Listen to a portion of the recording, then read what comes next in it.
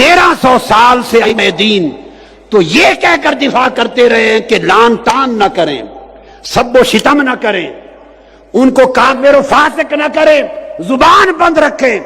یہ عقیدہ کہاں سے نکل آیا؟ لوگ زبان بند کرواتے رہے 1300 سال تک ائمہ، اور آج یہ عقیدہ کہاں سے آیا کہ آپ ان کے جھنڈے اٹھا لیں اور ان کے نعرے لگائیں اور مسجد بجائے مسجد علی رکھنے کے ان کے نام پہ رکھے اور ان کی شانوں پر ترانے اور قصیدے گائیں اور ان کے جلسے کریں اور ان کے عرس منائیں اور یوم میلاد منائیں؟ خدا کے لیے مجھے بتا دو، 1300 سال میں یہ عقیدہ میں نے اپنی زندگی میں نہیں دیکھا۔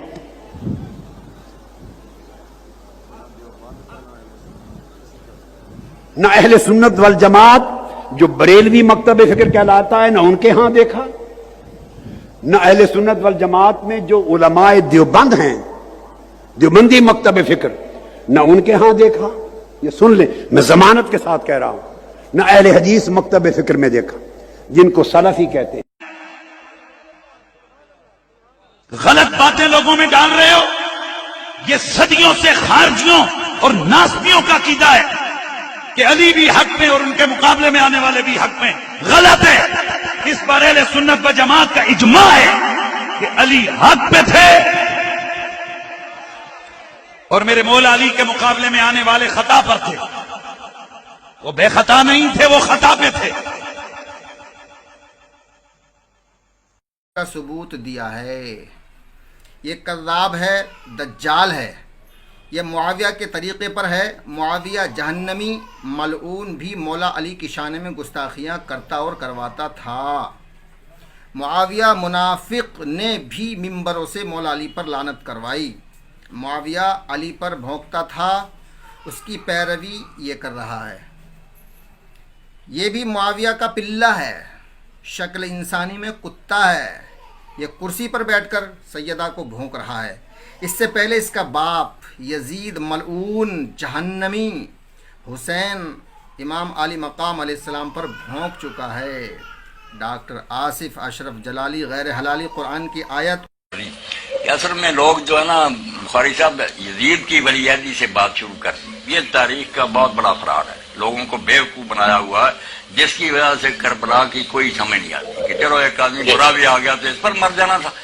میں نے وہاں جب 20 سالہ دور کا بیان کیا نا کہ جو امام حسین نے گزارا حضرت معاویہ کے زمانے میں، اور یہ کہتے رہے کہ مجھ پر جہاد فرض ہے اس کے خلاف، اور مجھے سمجھ نہیں آتی کہ میں اللہ کی عدالت میں کیا جواب۔ یہ ایک نازک بات میں کہہ رہا ہوں، یزید اس کے مقابلے میں صفر ہے، اس نے کچھ بھی نہیں کیا۔ حضرت معاویہ نے جتنے بے گناہ صحابہ کو مارا اور ان کی جائیدادیں ضبط کی اور دین کی مٹی پلیٹ کی، زکوٰۃ بدلی، حج بدلا، نماز کے اوقات بدلے۔ کوئی حدیث کی کتاب میں تو دیکھے قیامت آئی ہوئی۔ امام حسین بیچارے کہتے تھے میرے بھائی نے صلح جو کر رہی میں اس کو نبھا رہا ہوں، اور دیکھ رہا ہوں کہ آخری شرط پر تو رہے گا کہ کسی کو مقررہ کر کے دے امت چنیں گی۔ وہ شورا کی شرط اگر رہ گئی تو چلو میں برداشت کر، ورنہ جہاد تو تیرے خلاف فرض ہے۔ یہ خط لکھا کہ 2 دن میرا تیری زندگی میں گزرا، ایک بات ایسی ہے تو دین کی مٹی تو نے پلیٹ کر دی، جہاد کون سا فرض نہیں۔ یہ سارا لیکچر سننا، بخاری شریف سے لے کر کتابیں کہانی، پتہ چلے کہ یزید کو کیوں روتے، پہلے کیا تھا۔ دین اسلام کی مٹی پلیت ہوگی، برباد کر کے رکھ دیا۔ جہاد تو سب کی فرض تھا، مگر جب آخری بات بھی انہوں نے نہ مانی، معاہدے کے خلاف ولی عہد بنا دی، اور ولی عہدی کے لیے بھی بڑے ظلم سے کام لیا۔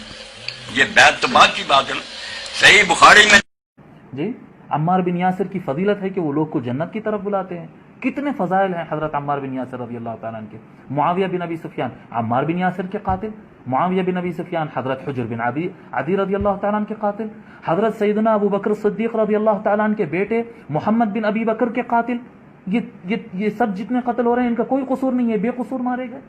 جی کتنے صحابہ ہیں، میں آپ کو گناتا چلا جاؤں، اتنے صحابہ کو اپنے دور میں قتل کروائے۔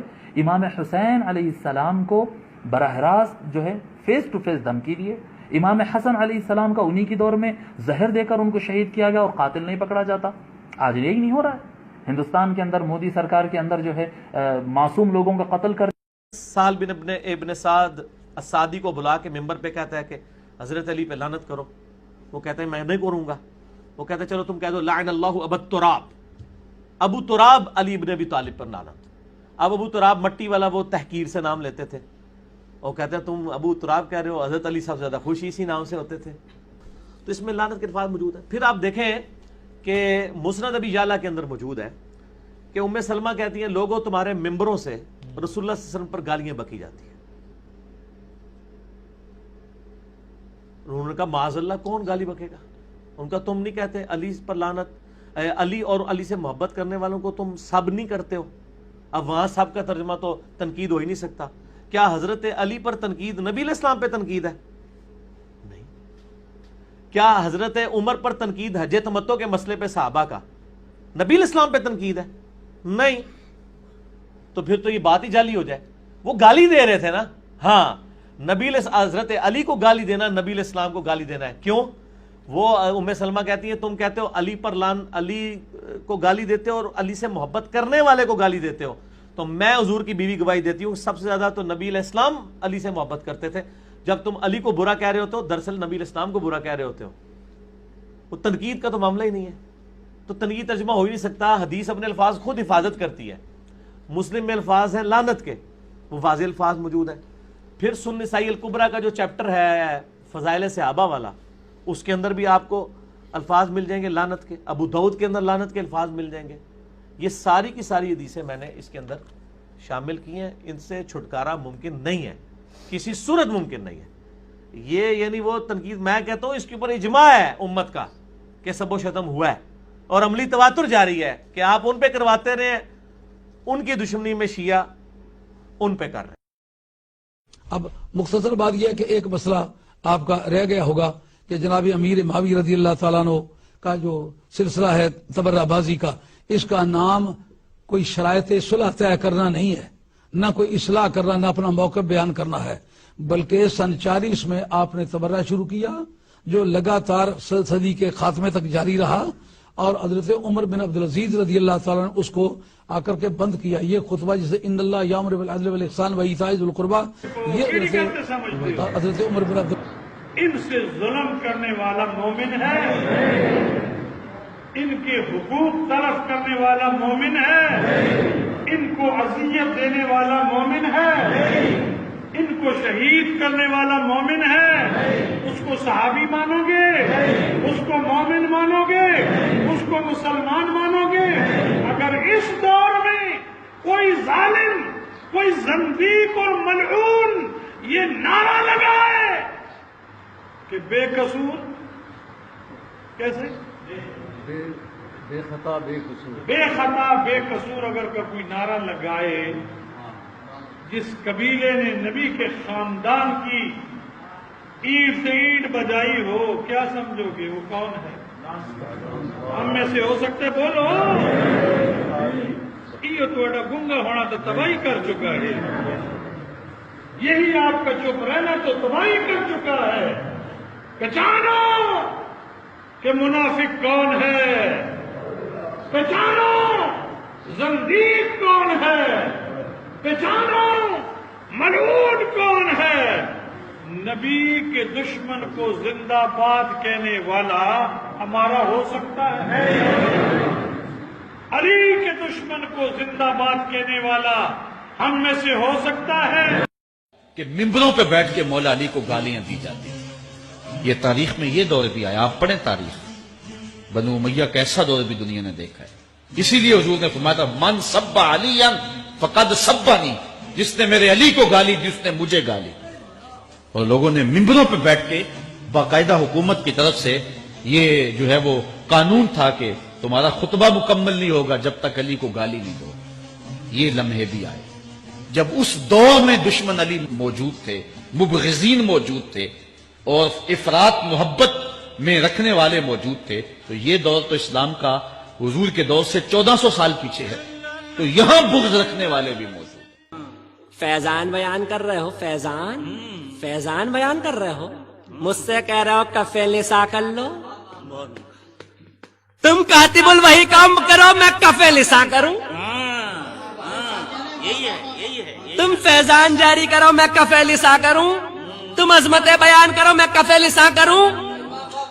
تم خلافت بتاؤ، میں کفے لسا کروں. तुम हक पे कहो, मैं कफे लिसा करूं। अरे कब तक बंद करूं अपने मुंह को?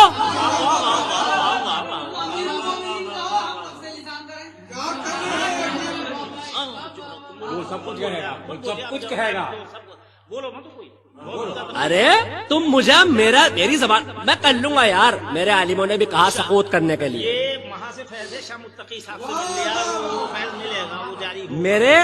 मेरे आबा और अजदाद ने भी मना किया मुझसे, किया बेशक मना किया, कहा सकूत करने के लिए। कर लूंगा यार मैं। तुम भी तो खामोश हो जाओ। अरे तुम भी तो खामोश हो जाओ। खामोश क्यों नहीं? तुम्हारी जबान तो पंजों पे लटक रही। तुम तो मादल्ला रसूल से मिलाने को तैयार हो और मैं कफे लिसा करे जाऊं। अरे कब तक करूं, कब तक करूं? अरे रसूलुल्लाह सल्लल्लाहु अलैहि वसल्लम के सदक़े में दुनिया बनी, लेकिन फातिमा के सदक़े में दीन बचा।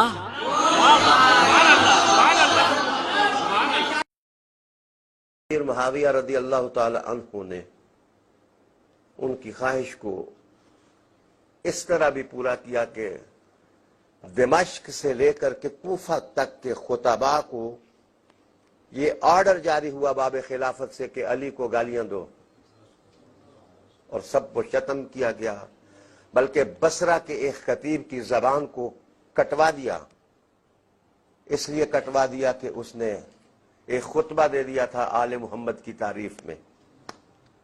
जनाब शायद मैं पीछे हट गया हूं, अगर ये कोई दर्द बखेरे ये चीजें तो जरा आगे देख लें।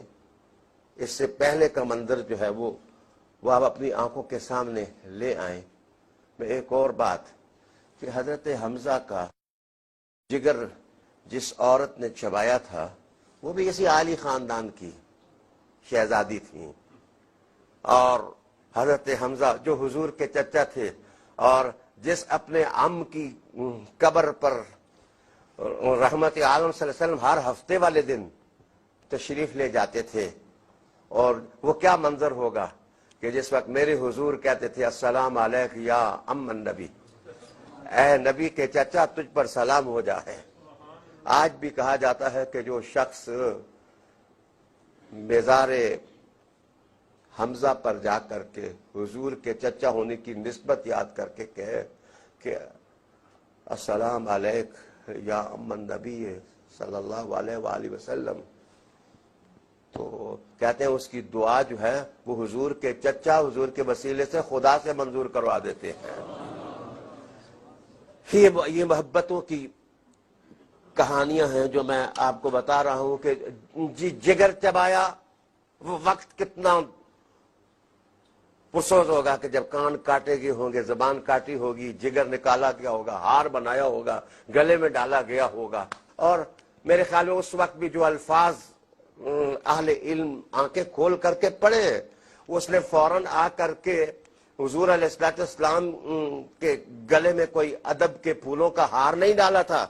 उसने इस्लाम कबूल करने से पहले थोड़ी देर बदतमीजी की थी, और हुजूर अलैहिस्सलाम को कहा था क्या आपने मुझे पहचान लिया? तो हुजूर ने उसके राह के कहा अच्छी तरह पहचान लिया, लेकिन हुजूर ने देखा नहीं है, आपने चेहरा मोड़ लिया, आपने आंख नहीं डाली। किसी का इस्लाम कबूल कर लेना ये और बात है, लेकिन किसी को नबी की नजर की खैरात मिलना ये और बात है। ये उन्वान और है। मेरे ख्याल में यहां पहुंच करके इतनी संग दिली तो नहीं होनी चाहिए कि जनाब आप किसी को उठा के फातिमा के मकाम पर ले आए। जी वो औरत है, वो मुसलमान है, वो सहाबिया है, वो रज़ी अल्लाह ताला अन्हा है, उसके तकद्दुस की फरिश्ते कस्में उठाते हैं, लेकिन वो औरत उस फातिमा का कैसे मुकाबला करे जिसको हुजूर ने देखा ही नहीं। कयामत तक कहा है कि जिसको मेरी शफाअत चाहिए उसे मेरी फातिमा से प्यार करना होगा। तो मैंने कहा ये मैंने खानदानों की बात, जनाब जिगर भी इन्होंने चबाया, दौलत अपनी भी इस्लाम का काफिला रोकने की खातिर उन्होंने लगाई, जनाब तीर भी बरसाए, जनाब शमशीर जनी भी की, जनाब नौजवान मुस्तफा करीम के साथियों को खेत भी किया, और बदर अहद अहजाब के अंदर جو کچھ ہوا وہ سب کچھ آپ کے سامنے ہے. ایک جگہ میں نے پڑھا تھا کہ آل رسول کے معاملے آل رسول پر چھوڑ دو، ان کے معاملے ان پر چھوڑ دو.